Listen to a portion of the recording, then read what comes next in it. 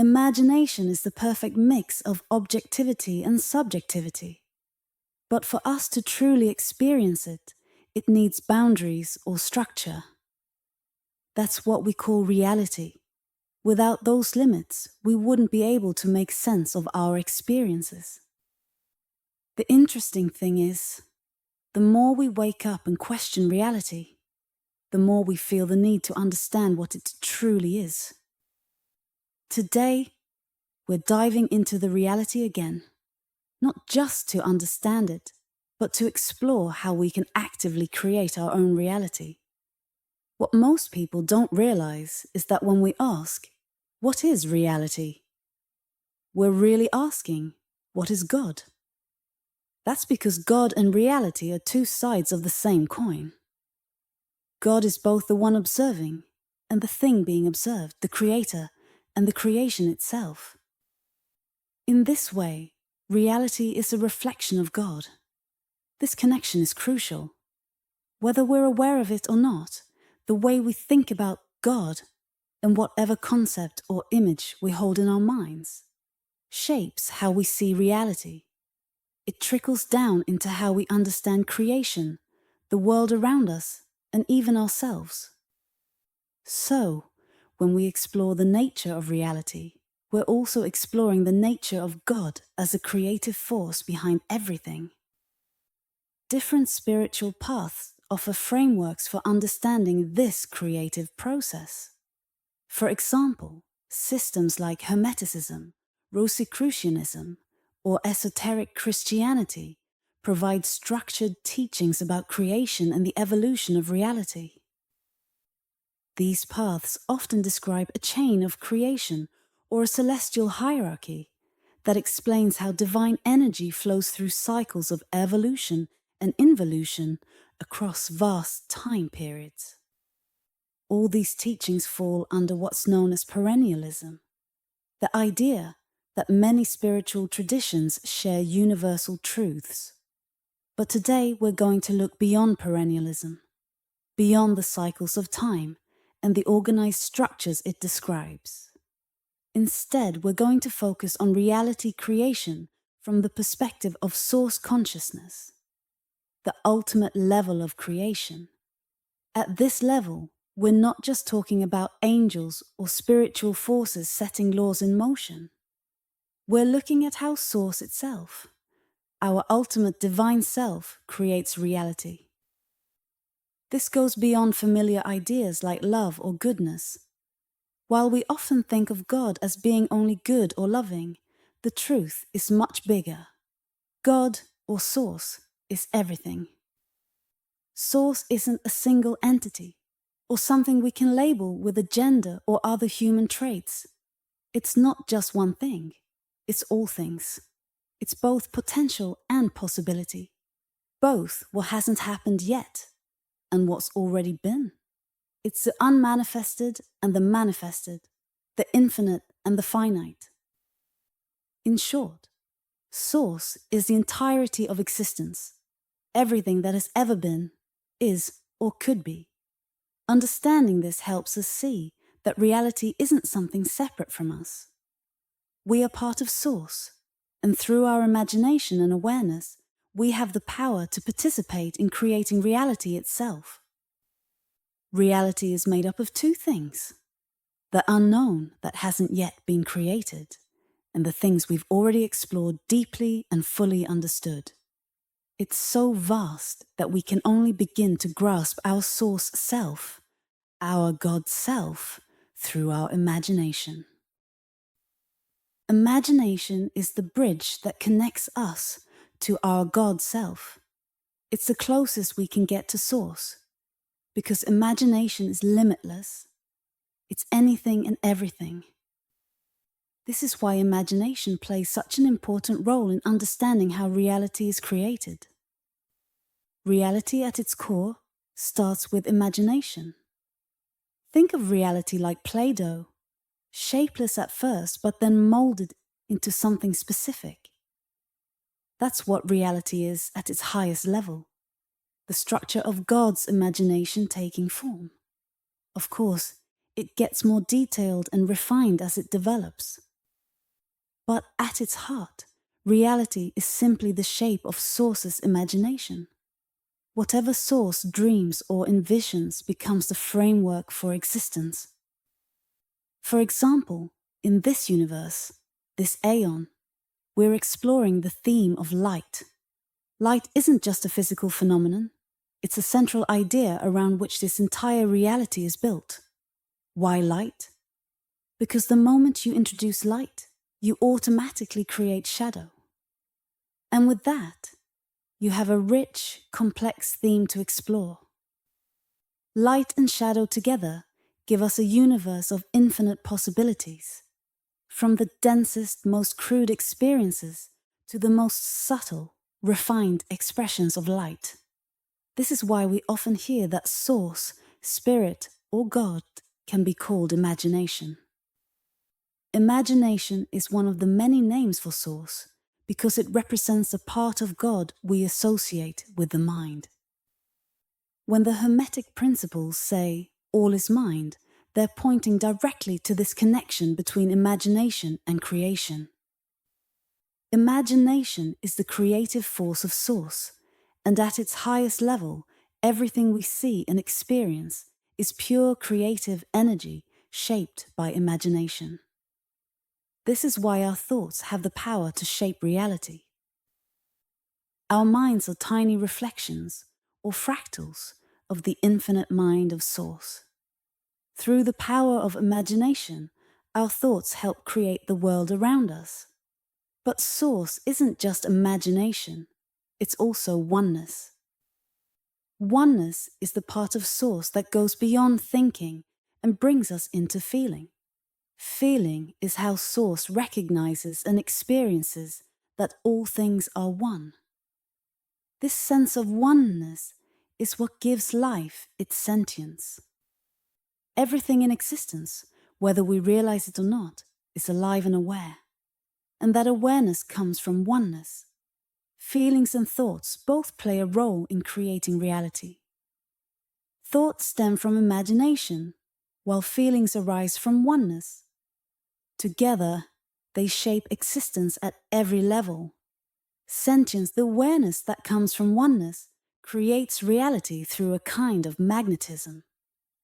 This happens both on the grand, universal scale and within our personal experiences.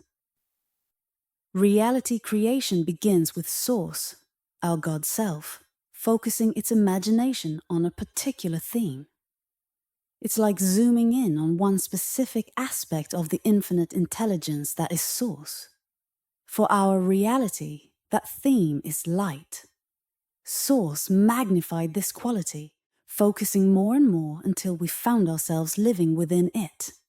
We are now fully immersed in the exploration of light, experiencing all its possibilities, and shaping our lives within this vast and beautiful theme. We've already begun to understand what reality truly is. This understanding is important because it clears up confusion. When we first start learning how to create our reality, when we talk about it step by step, it makes sense. If we didn't, we might wonder things like, why can't we grow wings? Or why can't we control reality in ways that don't match its structure? The best place to begin is by going back to the origin of it all. From there, we focus in on one specific aspect of creation, because we, as Source, are exploring creation piece by piece. This focused aspect of creation is called an aeon. An aeon is three things at once. It is a whole universe, it represents a time or theme, and it's also a consciousness or being. In this case, the aeon is like a living awareness that embodies the theme of that particular universe. This makes sense because when we observe any kind of being, they often reflect a specific theme, attribute, or archetype. For example, our current reality is built around the archetype of light. Once we identify the theme, like light, we explore it as an entire universe. The theme becomes the foundation for that universe. For example, in a universe centered around light, one of the first things we notice is the presence of shadow. Shadow introduces the concept of duality, which naturally exists, even at the most refined or subtle levels. Even if we're not deeply immersed in this physical reality, duality is still present in higher forms.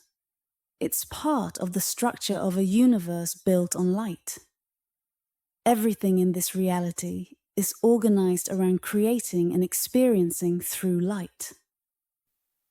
Just like a battery, this universe has positive and negative charges, creating an electromagnetic balance. This dynamic of opposites leads to attraction. This is where the law of attraction comes into play. The laws of this reality, including attraction, are shaped by duality and polarization, which come from the theme of light. Attraction happens between opposites, like light and shadow, or the positive and negative aspects within ourselves. This interaction organizes how we experience light in this reality. At its highest level, reality is a set of boundaries or rules. These boundaries allow us to interact with imagination in a structured way. Without these limits, our infinite eternal nature, our essence as everything and nothing, wouldn't be able to create or experience anything specific. Reality gives form to the infinite, allowing us to explore what was, what is, and what will be. As source, we need something very basic: boundaries. These boundaries allow us to experience something that feels objective, something that feels real.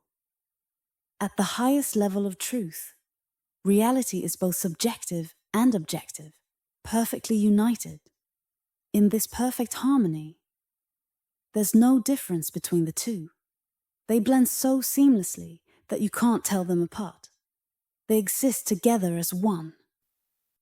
Now, if we only viewed reality from the perspective of pure objectivity, we'd be seeing just one side of the coin.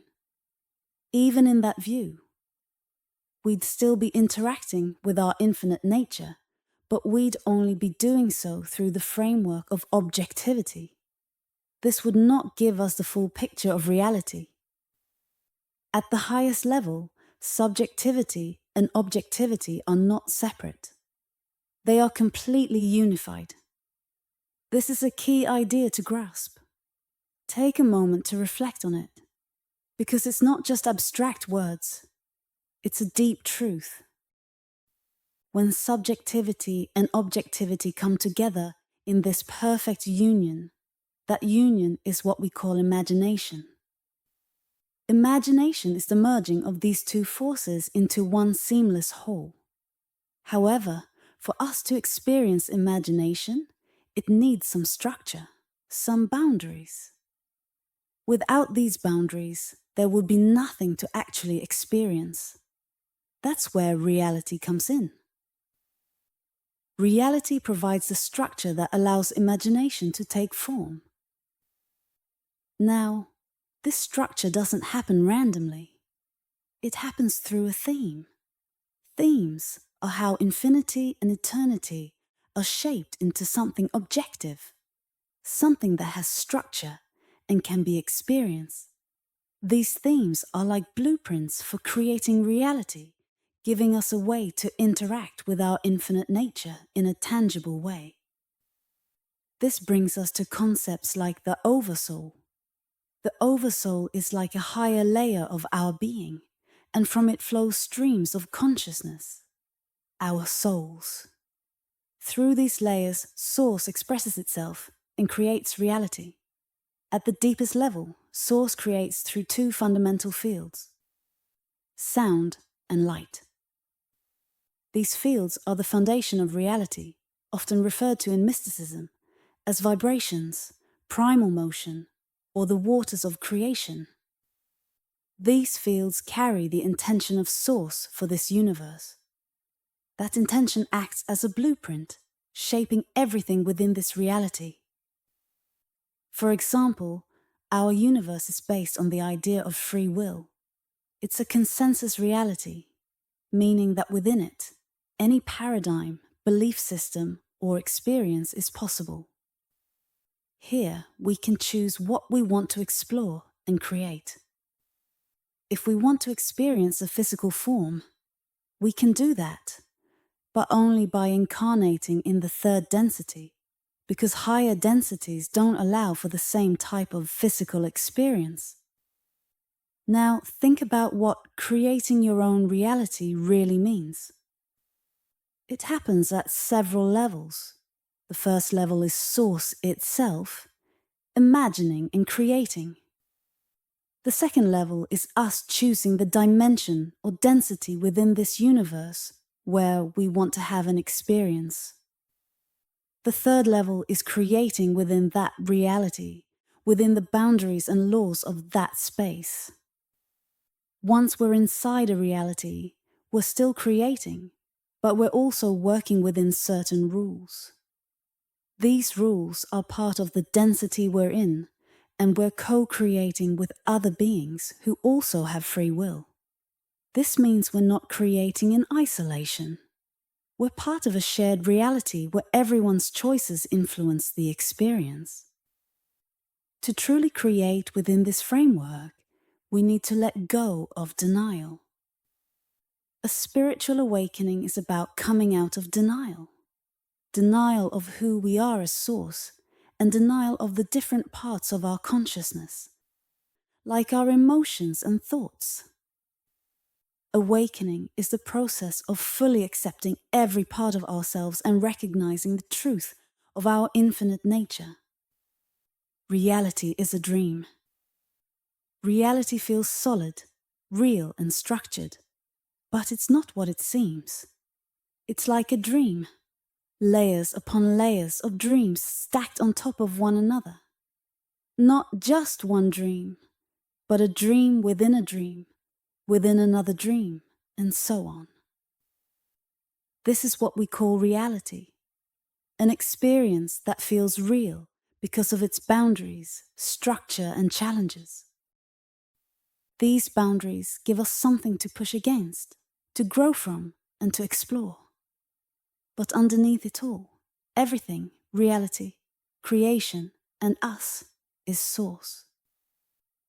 We are all expressions of the divine, immersed in this layered dream. Now, love plays a central role in this dream. As we live within it, we grow and evolve. Evolution happens when we outgrow one layer of the dream, breaking free from the limitations and boundaries that once shaped our reality.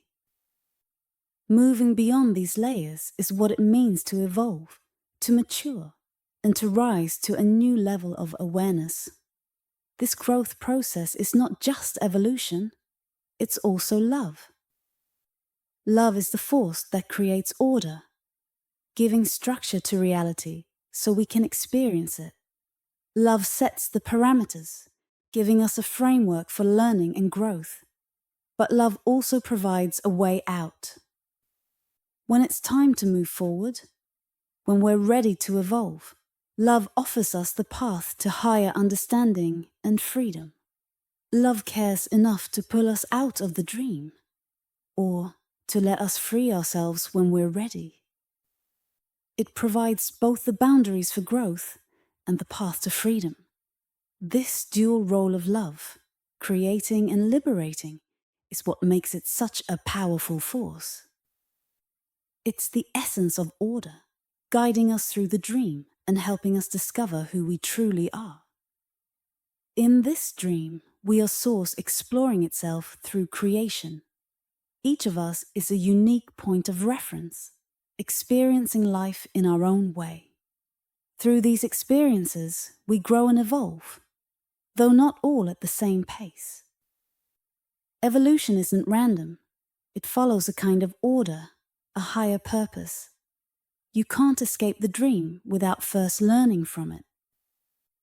Growth requires effort, learning, and self-awareness. This journey out of the dream, layer by layer, is guided by love. Love creates the structures we need to experience life, but it's also the force that leads us to higher levels of consciousness. Love is both the framework and the liberation. Now, how do we create reality within reality? Now comes the exciting part. How do we create our own reality while living inside this larger reality? The first step is understanding what reality truly is. That's why we explored it in detail earlier. If we don't understand the structure of reality, we might get lost in our own desires, trying to create something without knowing how it actually works. To create reality, we need to know how it's built. Once we understand that, we can align 3 parts of our energy field. When these 3 aspects are working in harmony, we become powerful creators of our reality. Now, there are 3 parts of creation. First, the mental body. This part is like our connection to the divine. It's the part of us that remembers we are Source itself, limitless and free. When we expand our consciousness, we realize this truth and understand that we have the power to create anything we want. Our mental body is where thoughts are born, and thoughts are a powerful tool for creating reality. Second, the heart center. This is the emotional part of us, the center of our feelings, empathy, and connection. The heart center reminds us that we are all connected, all part of the same oneness. Our emotions are just as important as our thoughts, because they carry the energy of oneness and love. They create reality in their own way, shaping what we experience. Third, the physical body. This is where creation becomes tangible. The physical body is linked to action and the will, the part of us that takes thoughts and emotions and brings them into the physical world. Actions turn ideas and feelings into something real and concrete. Now let's bring all together. These 3 parts: thoughts, mental body; emotions, heart center; and actions, physical body, are all parts of consciousness. They work together to shape the reality we experience. But for creation to be powerful, these 3 aspects must be in harmony. If our thoughts, emotions, and actions don't align, our ability to create weakens. For example, if we think one thing but act differently, we won't create with clarity. If we act on something but our emotions don't support it, we'll struggle to bring it to life. If we feel something deeply but don't think about it clearly or act on it, creation won't fully happen. We don't need to be perfect in balancing these 3 aspects, but we do need some level of harmony. If any part of us, our thoughts, emotions, or actions, gets ignored or denied, we may find ourselves frustrated and wondering why we can't seem to create the reality we want. The key is understanding this harmony and working with it intentionally. Creation happens when our thoughts, emotions, and actions work together. When we honor all 3 parts of ourselves, we step into our full power as creators and begin shaping reality with clarity and strength. Now there are countless versions of reality to explore, even within the limits of light and its many layers or densities. Each density of light offers its own unique experiences, and within any single density, there are endless possibilities. Reality isn't limited to just one fixed way of being, even within the same layer or level of existence. Think of it like tuning into a radio station. Even if you're listening to the same station, you can hear different songs, conversations, or programs depending on the moment. Similarly, within any specific density of light, the parameters can shift and change, giving us new ways to experience reality. This means that even if we're in the same general bandwidth or level of reality, we're not locked into just one version of it. The same density can hold countless variations, each with its own lessons, challenges, and opportunities. Reality is far more flexible and expansive than it might seem. It allows us to explore, grow, and experience life in a variety of ways, even when we're technically within the same level of existence. The possibilities are infinite, and that's part of what makes a journey so fascinating. Now, when we go through a spiritual awakening, we start to see how powerful our attention and focus really are. But there's another layer to this realization. Our emotions also play a huge role in shaping the world around us. Now, I want to dive into how we create reality using a special kind of emotional energy called louch. The term louch comes from Robert Monroe, a pioneer in exploring out-of-body experiences. He discovered that our emotional energy is not just abstract, it's a real tangible substance. This energy can be used, transformed, or even fed upon to create different experiences. Mystics across time have spoken about this same concept, though they've called it by other names such as loop. No matter the name, they understood that emotions are a type of life force, a creative energy that shapes reality. Louch is essentially emotional energy. It's the kind of energy that drives creation itself. Imagine that when we're born into this physical world, we are connected to Source through an energetic pipeline. This pipeline sends us emotional energy, louch, from Source, based on our desires, what we love, and what makes us feel alive. At its essence, this energy is love in its purest, most creative form. Louch is not inherently good or bad. It's simply the raw energy that fuels creation. We can use it positively to manifest joy, peace, and abundance, or negatively to create fear, anger, or conflict. Unfortunately, many people only recognize louch in its negative form, associating it with struggle or suffering. But in its truest state, louch is the life force that allows us to bring our desires into physical reality. Whenever we focus deeply on something with strong emotions, whether it's love, excitement, or fear, we're using louch to shape reality. This energy is the invisible force behind manifestation. It's what transforms our thoughts and feelings into real, tangible experiences. Here's how it works. Thoughts. Thoughts are like the blueprint of what we want to create. Emotions. Emotions are the energy that powers the blueprint and brings it to life. Actions. Actions are the physical steps that make the creation solid and real. While thoughts and actions are important, emotions, the energy of louch, are at the core of creation.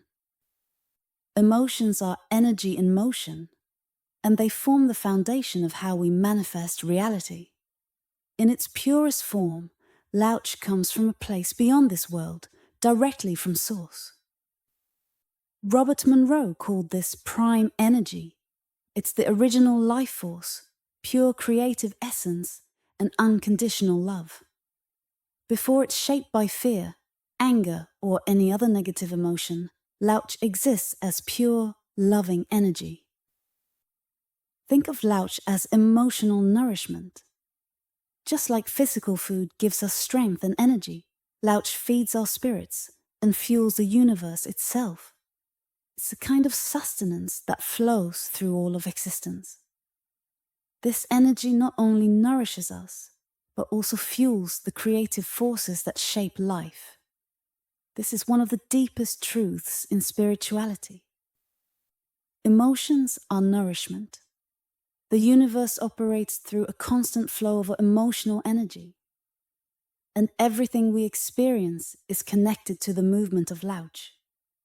Even harmful or cruel actions often come from a misguided desire to consume emotional energy, just as physical hunger drives people to seek food. At its core, Lauch is love, pure, creative, and transformative. It's the energy that allows us to experience life, grow, and shape the world around us. By understanding Lauch and learning to focus it intentionally, we unlock the ability to create reality in ways that align with our deepest desires. Lauch is more than just energy. It's a thread that ties us to each other, to Source, and to the universe. When we understand its role in creation, we gain the power to live as conscious creators, shaping a reality that reflects the love and beauty we want to see. In this lifetime, we are here to learn how to properly nourish ourselves and how to consciously give and receive emotional energy. This exchange is about balance and intention, creating a flow of energy that benefits everyone involved. Higher density beings live in harmony this way. They thrive through equal energy exchange, where giving and receiving are done with love and care. We are meant to learn this as well. Currently, the way energy is exchanged isn't balanced.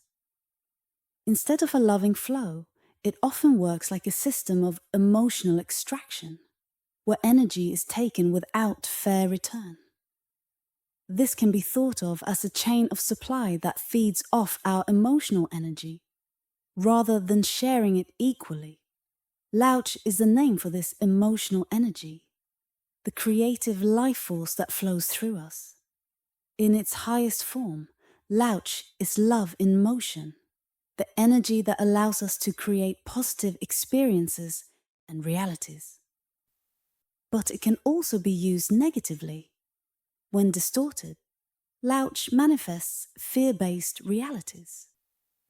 Each of us carries this life force. We are walking reservoirs of this energy, capable of creating whatever we focus on. Through Lauch, we can manifest our desires and bring them into reality. However, if we don't understand this power, our energy can be taken or misused. Often, Lauch is most noticeable when it's used negatively.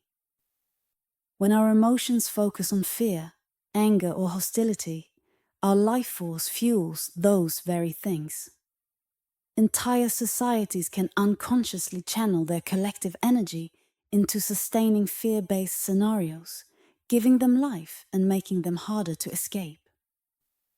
This emotional energy is incredibly valuable because it's the force that powers creation. In the non-physical world, Lauch translates into the energy needed to bring experiences and manifestations into the physical realm. When we let fear, conflict, or negativity dominate our focus, we unintentionally direct this powerful energy toward things we don't want, draining ourselves in the process. Lauch is shaped by our emotions, and it takes on the flavor of whatever feelings we infuse into it. When it's filled with fear or anger, it feeds into creations that reflect those emotions. This drains our personal and collective power, leaving us feeling stuck or disempowered. The solution is to become aware of how we use this energy. By consciously focusing on love, joy, and harmony, we can take back control of our creative force. Instead of feeding fear-based realities, we can channel our energy into building positive, uplifting experiences. Understanding this process allows us to reclaim our power. When we direct our emotions, thoughts, and actions toward positive outcomes, we stop sustaining negativity and start manifesting the lives we truly want. This shift not only transforms our own experience, but also contributes to a more balanced and harmonious world for everyone. Now, over time, humanity has become disconnected from this energy, making it harder for us to fully realize our potential to manifest. Without tapping into this life force, it's challenging to feel truly good, empowered, and inspired to create from a strong, positive place. So, while the situation may be a mixed bag, the long-term benefit of reconnecting people to their inner power through Lausch is undeniable. It's worth some of the downsides if it helps humanity in the bigger picture. However, we need to be mindful because Lausch is at the heart of our spiritual growth. Part of evolving spiritually is about creating more positive realities. Whether we're aware of it or not, we do this through Lausch. A key part of our awakening is realizing that we are creator beings. That's our true nature. Unfortunately, society and labels often cloud this truth, making it easy to lose sight of who we really are. But at the core, we are expressions of source, universal consciousness, or whatever term you prefer. As creator beings, we're constantly shaping our spiritual evolution. At a certain point in this process, we must take responsibility for creating our path forward. This doesn't mean we have to do everything alone. Instead, it's about waking up to the truth that we are powerful creators.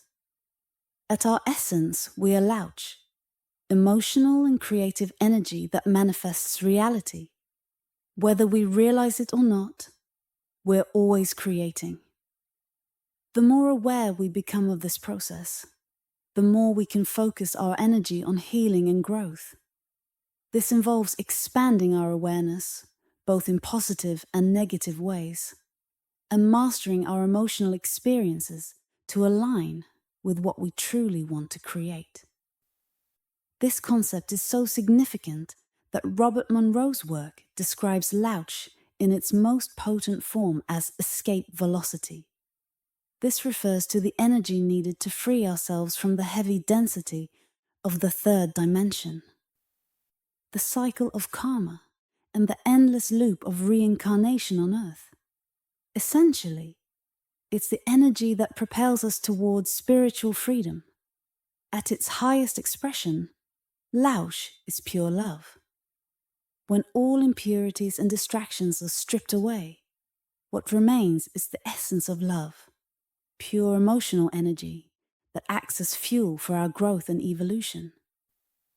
If this energy isn't used consciously, it can be exploited or harvested by outside forces, like aliens. This is why it's so important to recognize and use Lausch intentionally, as it holds the key to our spiritual progress and liberation. Lausch is the sensory energy behind emotions. It's like the raw, visceral form of love. This love can take on different levels, textures, and feelings depending on its frequency. Every emotion we experience is a form of Lausch. The difference lies in how strong that Lausch is and how it's being used. A powerful example of heightened Lausch occurs in moments of extreme stress or life and death situations. These situations often funnel our creative life force into action. For instance, imagine a mother lifting a car to save her child. In that intense, fear-driven moment, her body taps into an ecstatic state of focus and strength. That surge of energy is Lausch in its most concentrated form. But here's the twist. This energy doesn't just exist to fuel acts of love or courage. It's also a kind of food. In the cosmic sense, this life force energy, Lausch, becomes nourishment for other entities, sometimes in ways that don't benefit us. Right now, Lausch is often manipulated. By placing people in stressful, fear-filled or high-pressure situations, this energy is extracted and used to create reality from that heightened state. While an example like saving a loved one might seem admirable, What happens when these stressful situations are artificially created to squeeze our life force? In such cases, our distress, fear, and sorrow are perpetually harvested, fueling negative realities and feeding entities that thrive on these emotions. Think of it like choosing a meal. Just as we might decide between Italian, Chinese, or Mexican food based on what we're craving, certain beings prefer the flavors of specific emotions. Some are drawn to fear, others to sorrow, despair, or loneliness. They create or amplify situations that produce these emotions because they feed on them. For example, a being that loves the flavor of fear might orchestrate events that keep people in a constant state of anxiety or hypervigilance. Another might prefer the taste of sadness, seeking out despair or chronic depression in the emotional energy of others. This harvesting process is like preparing food to suit a particular taste. Imagine grilling a vegetable to enhance its flavor. In the same way, negative forms of lausch are cooked or manipulated to make them more appealing to those who feed on them. These beings intentionally create distressing situations to intensify the emotions they crave. This is why healing is so critical in today's world. When you heal, you reclaim your energy and stop becoming a source of lausch for others to exploit. Healing allows you to redirect that energy into positive forms of creation, rather than letting it be manipulated or consumed by external forces. By taking back control of your emotional energy, you break free from being a food source and start using your life force in ways that empower you instead of draining you. Our main energy, or life force, can be influenced and changed, almost like it's being prepared or cooked in a certain way. So, how does this energy, or lausch, get used by others? It starts with us. We play a role in converting it, often without realizing it. Anytime we have a strong desire or intention that's mixed with a negative emotion, that creates the kind of lausch that can be fed on. Desires and intentions themselves aren't negative. In fact, they come from our higher selves.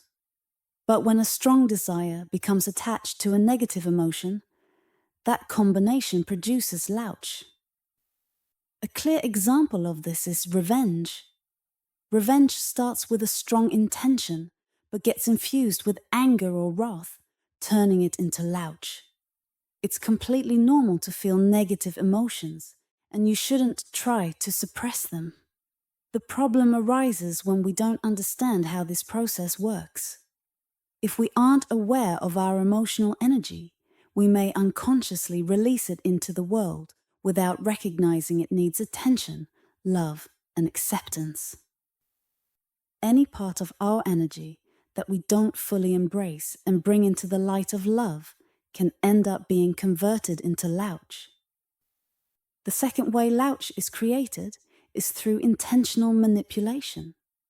In this case, external forces deliberately influence us to shift our energy into a negative state. This manipulation is designed to harvest our lausch and use it to fuel chaos, trauma, and distress. This concept aligns with the saying, order out of chaos, because in this reality, like attracts like. But it's not just about what's happening in the present moment. Many of us carry energetic distortions from our past, or even our family lineages. These distortions, called spiritual mims, are imprints in our energy field or etheric template. They aren't a reflection of who we are now, but rather the effects of past traumas, emotional imbalances, or unhealthy patterns passed down through generations. For example, chronic depression or uncontrollable rage often run in families. These traits aren't just psychological. They're energetic patterns that have been passed down and become part of our experience.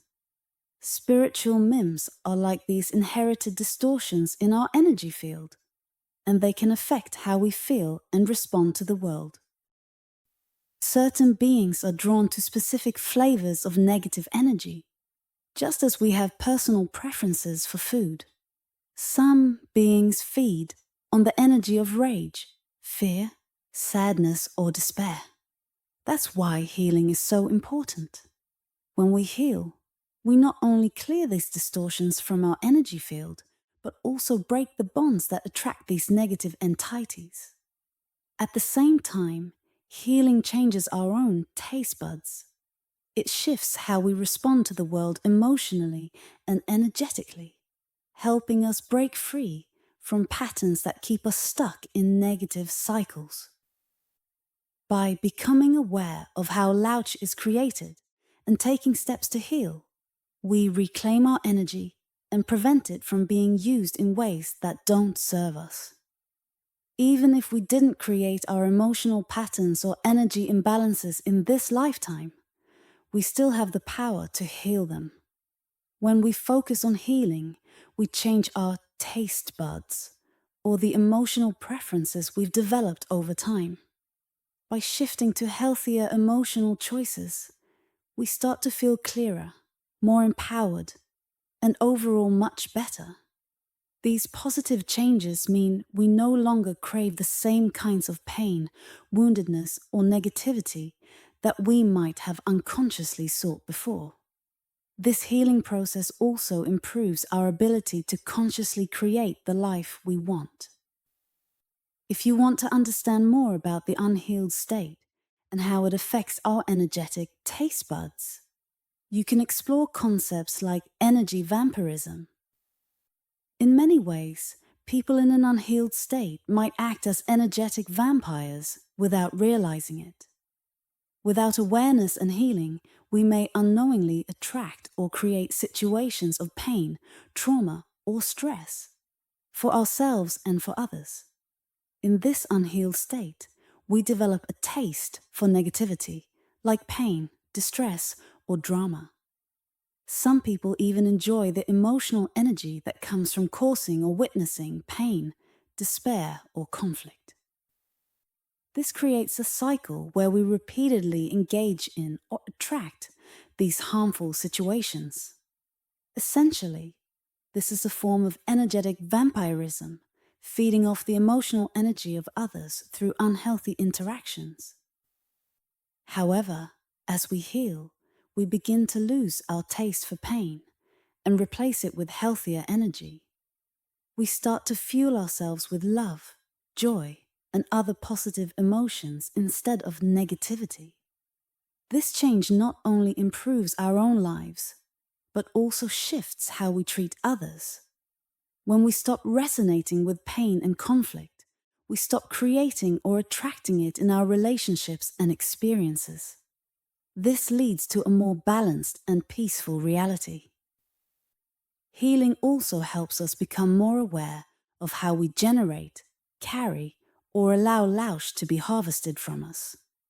With this awareness, we can transform louch, turning it from something created through negativity into higher positive frequencies. This process is called transmutation. By transmuting louch, we heal our taste buds, moving toward a state of self-love and outwardly loving ways of exchanging energy. When we achieve this, we create a symbiotic dynamic in our energy exchanges. Symbiosis happens when both parties benefit from the interaction, fueled by love and harmony. On the other hand, parasitic dynamics occur when we remain stuck in pain, trauma, or negative emotional cycles, drawing in similar experiences and relationships. By becoming conscious of these patterns and healing them, we can break free from being food for negative energies or beings. Instead, we step into a more empowered, loving, and creative state of being, one that benefits both ourselves and those around us. Thank you for listening.